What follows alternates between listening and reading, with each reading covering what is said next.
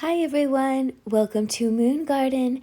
My name is Abigail and today I'm going to show you how to make sugar cookies. These are gluten-free and plant-based, but no one would know the difference. They are so easy to make and completely customizable, so you can make them to suit your taste. You will need room temperature butter and yogurt.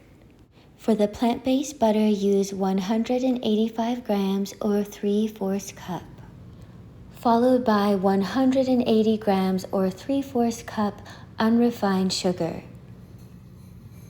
You'll want to blend on low to incorporate things and then gradually raise it to a medium speed. And you'll blend for about 2 to 3 minutes.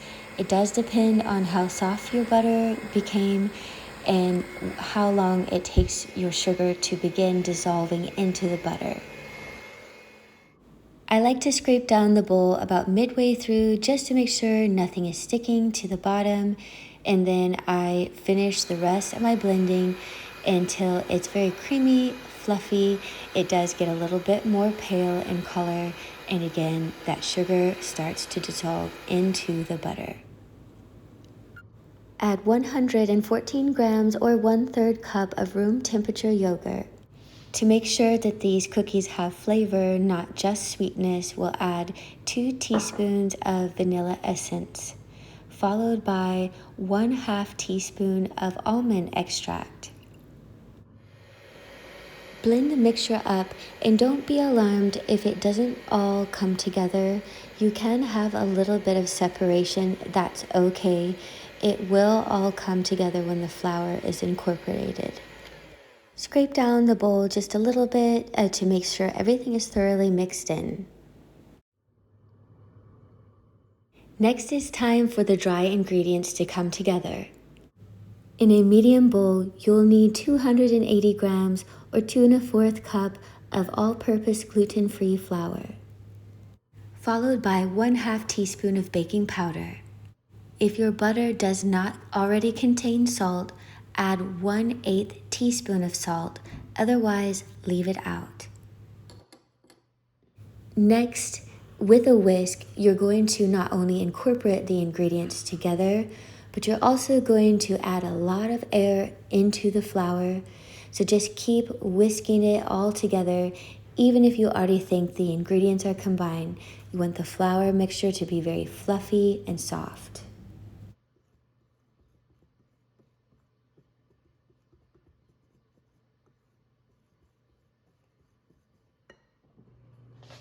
Over your butter mixture, put a sieve and then pour half of the flour mixture over top. We're going to add more air in by sifting it. On low speed, begin to incorporate the flour into the butter mixture. And you don't want to wait until thoroughly combined, but just combine. Repeat the remaining flour ingredients by sieving it in again, and then you are finished with adding. It's just the final combination with the hand mixer on a low speed. You don't want to overmix, but you do want to make sure things are incorporated, so check the bottom of the bowl especially.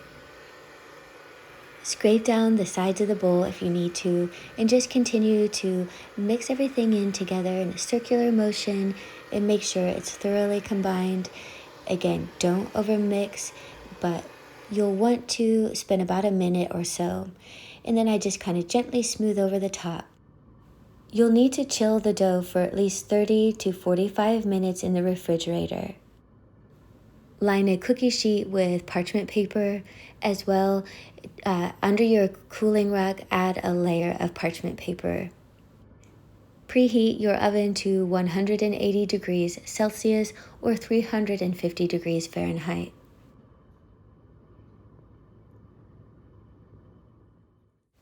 Next, we will shape the dough into cookies. So with a small cookie scoop, make a level scoop. Roll it in between your hand to form a ball. Do not press down very hard. Do it very delicately. And then put on your cookie sheet. Flatten it ever so slightly with a small glass, or you could do it the way I prefer, which is just gently between my hands so that you have a little disc. If you would not like to ice your cookies, you can gently dip them into a sugar topping and then put them on the cookie sheet to bake. I carry on rolling out the rest of the dough and I put it on a little plate lined with wax paper. I do find that sticks less than other types of paper. If my cookies become a little bit too soft, I stick them in the fridge for a couple of minutes only. But the rest go on the tray to bake for at least 14 minutes. I check the bottom of the cookie to make sure that it's a little bit brown and I know that they're done. I cool the cookies on the sheet for about 2 minutes before lifting them off, and then I put them on the cooling rack to finish cooling off so that when the icing is added, they are no longer warm and they are ready for their beautiful topping. Finish off the rest of the dough in stages. You should end up with more or less about 30 finished cookies.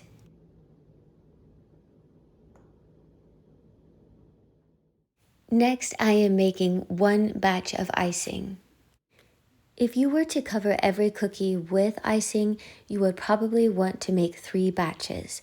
I think it's easiest to do them in batches in case you want to do different colors or want a thicker topping or a lighter one. It's flexible. One batch of icing equals 95 grams of icing sugar or 1 cup. To that, you will add teaspoons of water in increments. I would start with 1 at a time, gradually adding more until you reach your desired consistency. Not all icing sugars are vegan, so if that's important to you, please take a look at the back of the label. My particular brand uses a tapioca starch to help make it thicker and set. If you'd like to add some kind of sprinkle topping, be sure to do it sooner rather than later. The icing will act as a glue for a short period of time before it starts to harden and set. It will no longer allow anything to stick to it, which is eventually what you want so that you can pick up the cookies and not get covered in sticky icing. My husband, Matt, prefers these with no icing sugar, so it's really your preference. I like the visuals from time to time, and it allows me to just express whatever I want to in the form of sprinkles. Here I am making my second batch of icing, but with food coloring this time. I wanted a dusty pink color. A touch of vintage glamour. Maybe we should call this Starlet pink instead. Actually, watching a Christmas movie would be the perfect accompaniment to making Christmas cookies. So I would recommend Christmas in Connecticut or The Shop Around the Corner. Do let me know in the comments below what your favorite Christmas movies are and what you would recommend. Or movies that have a strong winter theme. For example, I so love the Chronicles of Narnia at this time of year as well. I don't know about you, but I find the repetition of baking and putting icing on cookies very meditative. When there is so much going on this time of year, I find it's very helpful to just slow down, take it easy, and just take care of yourself. Even though doctors might not recommend sugar cookies as the prescription, I do find personally that it's helpful for me to carve out time for activities like this.